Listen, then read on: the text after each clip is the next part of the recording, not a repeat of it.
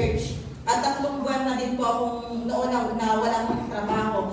Pero sa kabutihan po ng Diyos ay talaga naman po, hindi niya po ako pinabayaan. At sabi nga po ay, hindi pala natin dapat ipagdasal kung ano yung gusto natin. Na hindi dapat natin ipagdasal kung saan ba tayo, ay kung ano ba yung gagawin sa atin na dapat ng Panginoon. Dapat pala, ipagdasal natin ay, Lord, saan mo ba ako gustong dalhin? Lord, let your will be done. Amen po. At talaga naman pong, alam mo yung, naiiyak ako, totoo nga po, nag-message ako kay Pas Bandit, talagang sobrang, yung, alam mo yung, naiiyak ako kasi,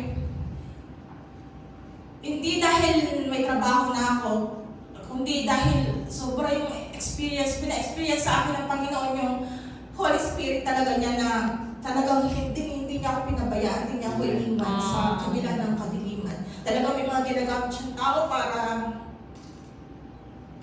makapag-provide, para matulungan ako.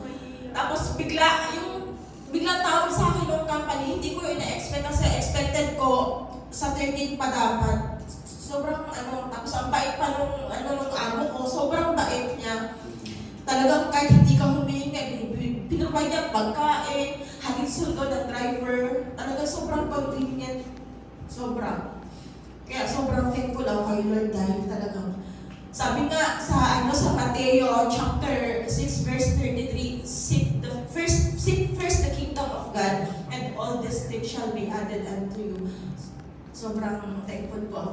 Yun naman po, talagang ako'y naiiyak sa amazing grace ng Panginoon. Amen. Hindi ako naiiyak na rin.